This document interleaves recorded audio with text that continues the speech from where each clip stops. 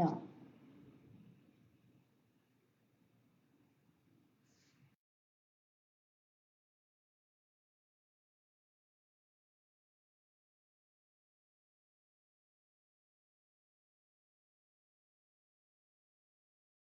Okay, Assalamualaikum dan selamat petang.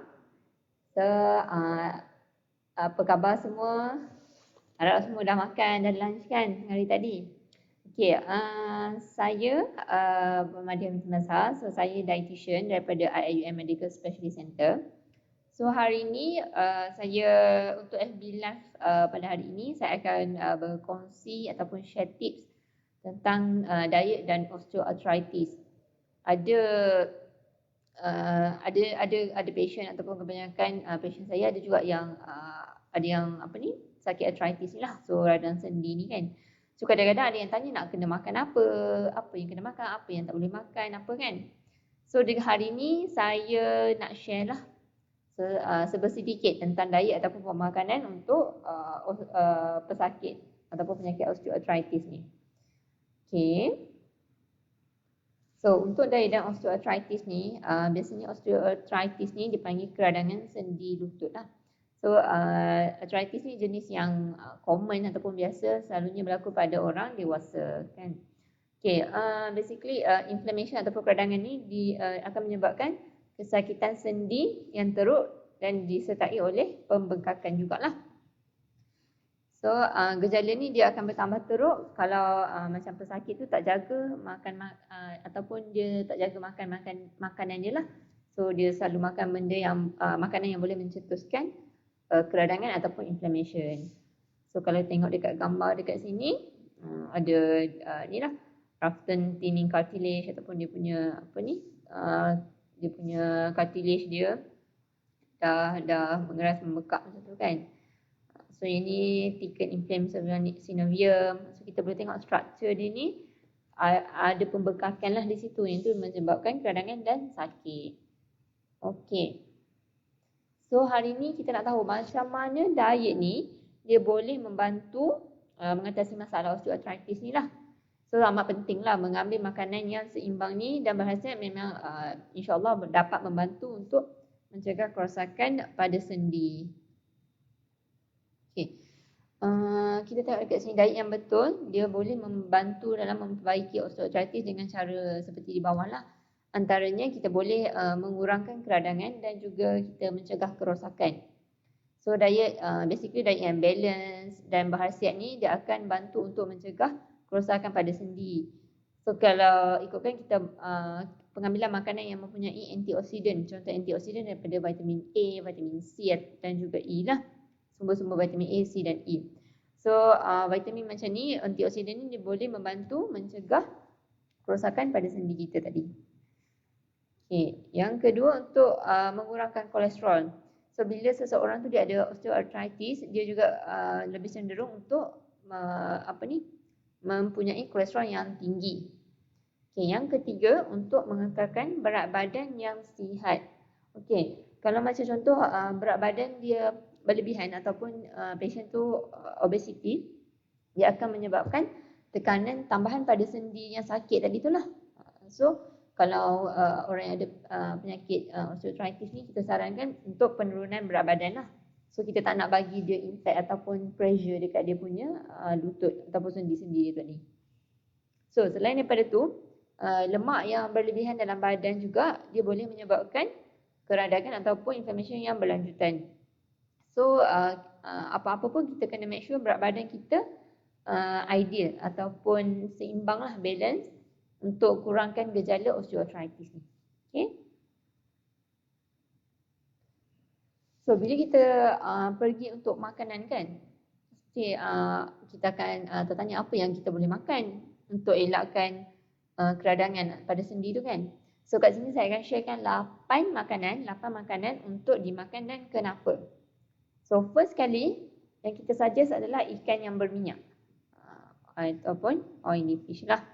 Okey, ikan yang berminyak ni selalunya dia mengandungi banyak asid lemak omega 3 yang sihat. Okey, ikan berminyak ni omega 3, okey. So lemak pufa ataupun polyunsaturated ni dia mempunyai ciri-ciri anti radang jugalah. So dia akan memberi manfaat kepada pesakit osteoarthritis.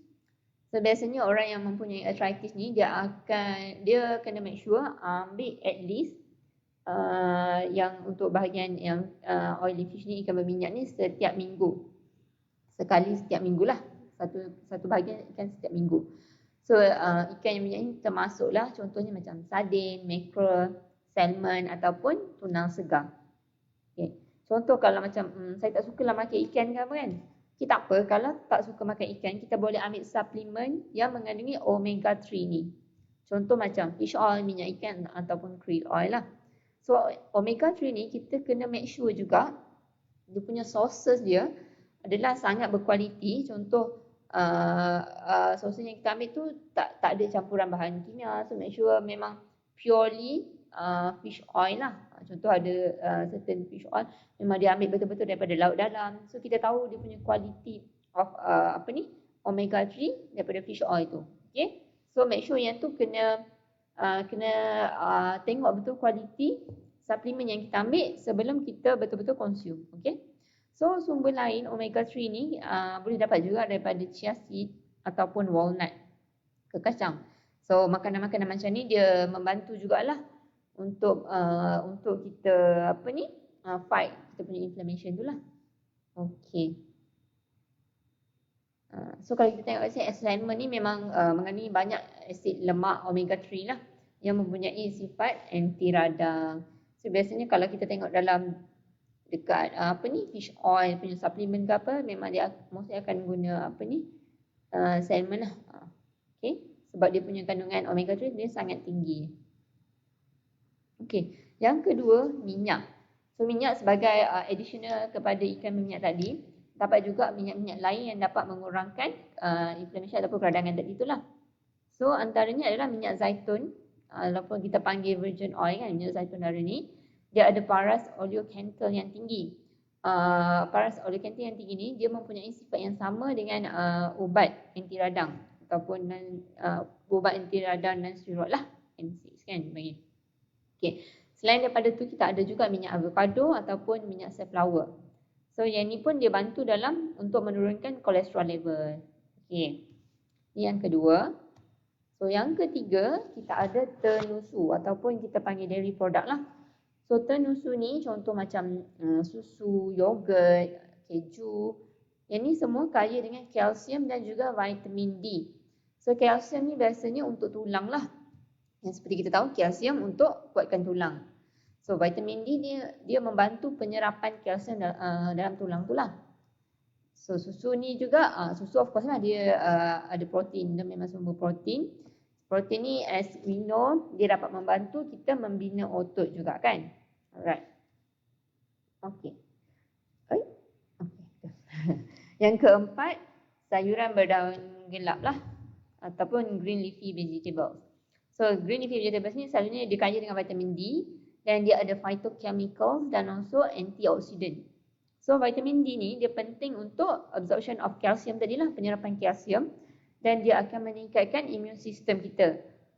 Di samping membantu kita punya badan melawan jangkitan kuman tu lah.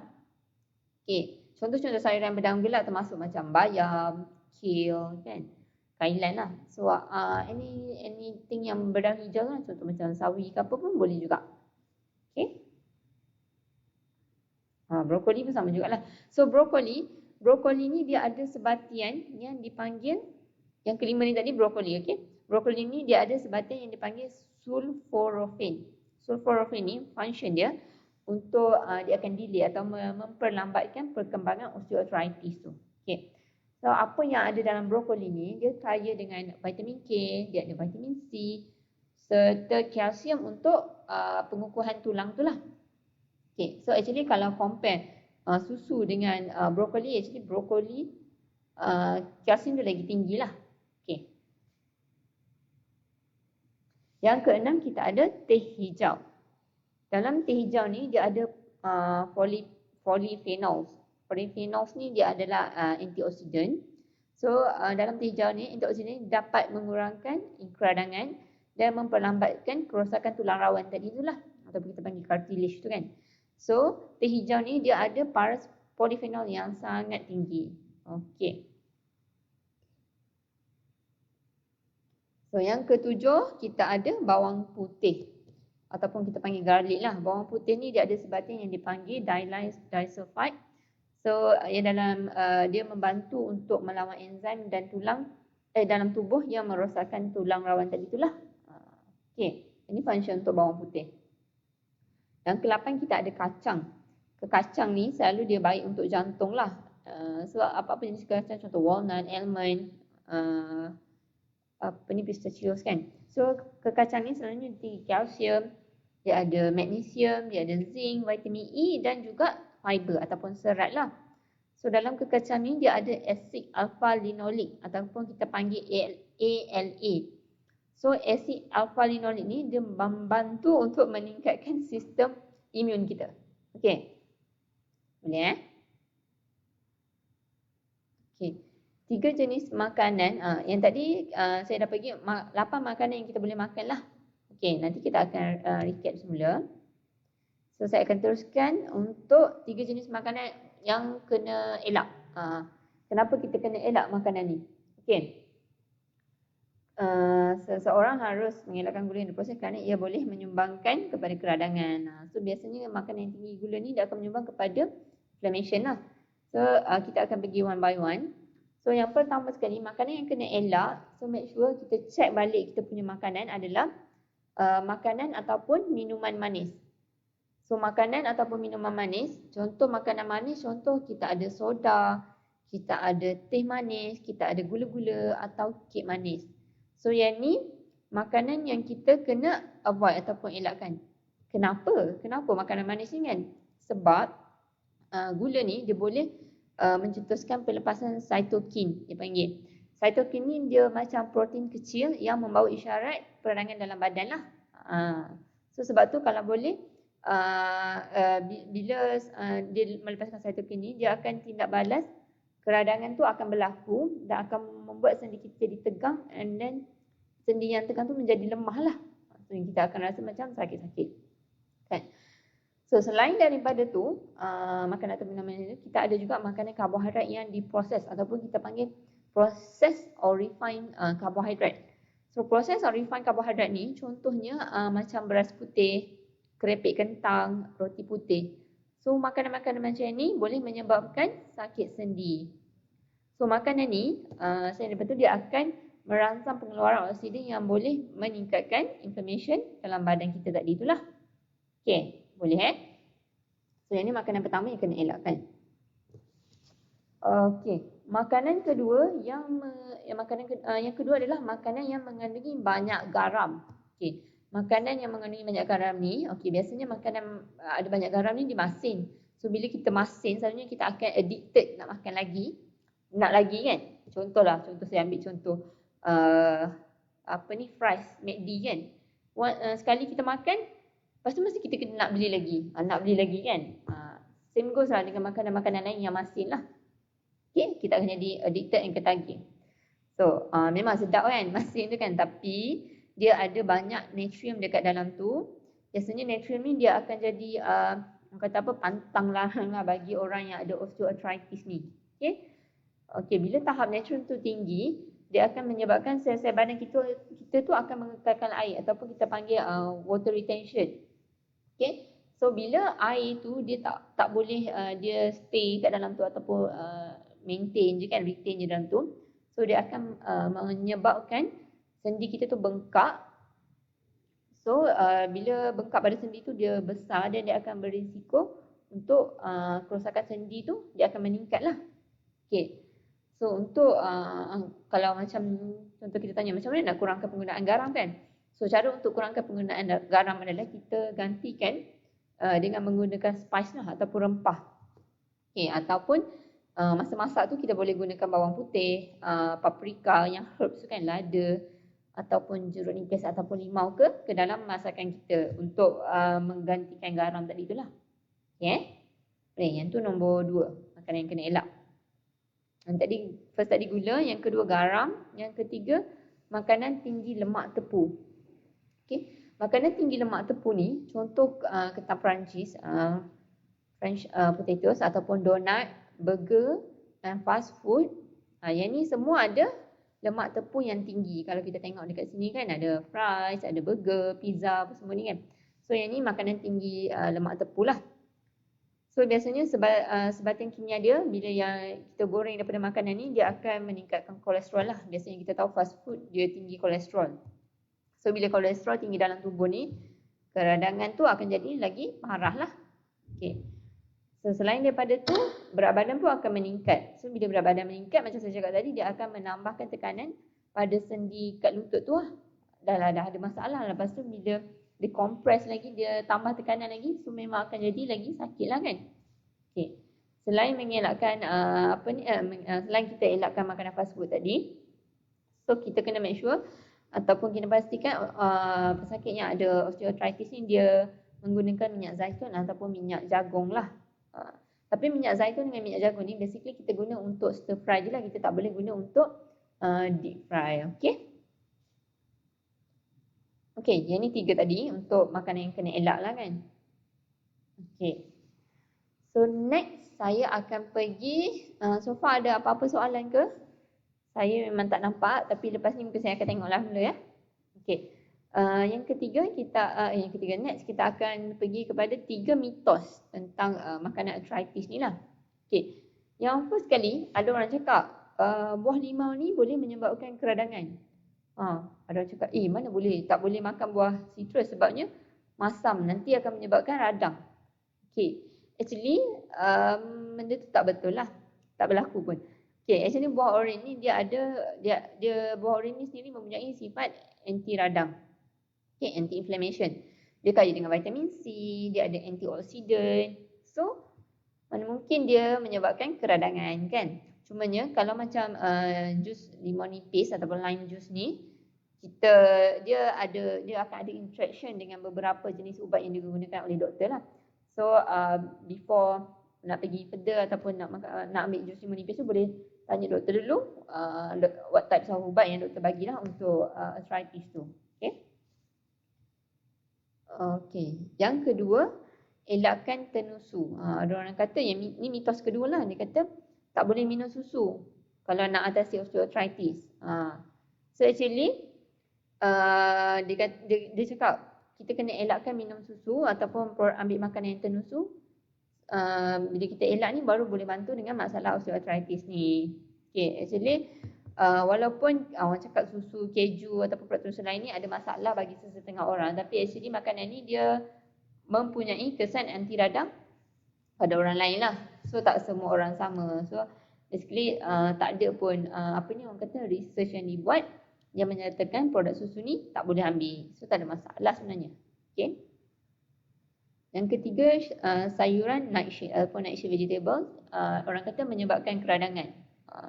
Nightshade ni sejenis sayuran yang dia ada a few particles yang dia ada macam orang kata macam poisonous sikit lah. Tapi kalau kita makan dalam kuantiti yang selamat tak ada masalah pun sebenarnya. Contoh makanan yang sayuran nightshade ni adalah tomato, kentang, terung dan lada. Dia semuanya actually dia ada mengandungi solanin kimia. Itu bahan kimia ni lah. Solanin kimia ni dia kata boleh menyebabkan kesakitan arthritis lah. Tapi actually tak ada bukti juga, tak ada bukti saintifik untuk mengiyakan kenyataan ni lah sebenarnya. Okay, sebenarnya kalau kita ambil sayur-sayuran yang berkhasiat ni boleh memberi banyak faedah untuk keadaan kesihatan kronik kita lah.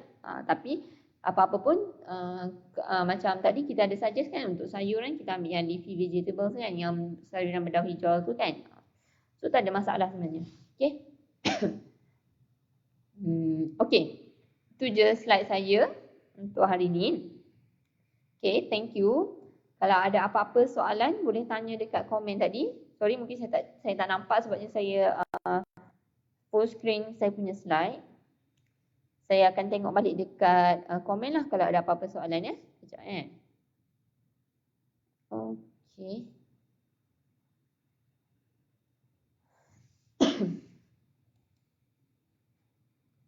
Okay. Sorry.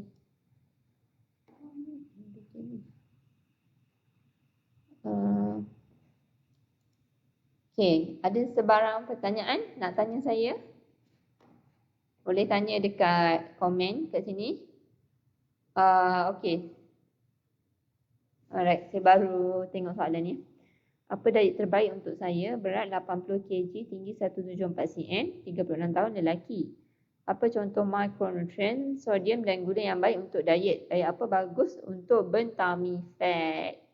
Okey. Yang ni diet untuk lose weight diet lah. So lose weight diet biasanya kita akan kira tinggi dengan apa ni, kita akan kira BMI sekarang, and then kita akan kira normal BMI lah. Untuk diet yang sesuai, Cik Megat, saya kena tengok dulu cara pemakanan Cik macam mana, and then baru saya boleh suggest daripada apa ni, daripada pengambilan pemakanan Cik lah. Okey. Tak apa, untuk secara overallnya saya boleh katakan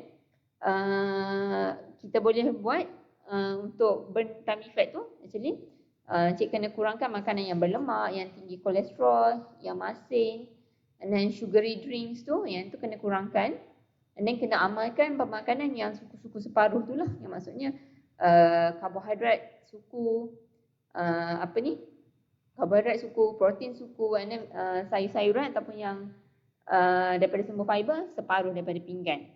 Okay. Lepas tu kena tambah juga dengan exercise. Exercise tu sangat penting lah. Okay. So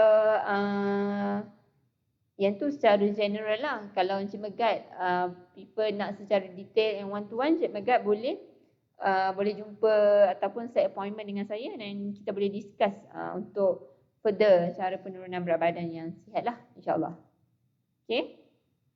So ada apa-apa soalan lain boleh komen dekat sini ya. Alright. Okay. Kalau tak ada apa-apa dah, saya sudahi saya punya apa ni, slide ataupun sharing hari ni dengan ucapan terima kasih dan jumpa lagi insya-Allah. Okay, apa-apa pertanyaan berkaitan dengan diet ke apa, boleh jumpa saya ataupun boleh set appointment dengan saya.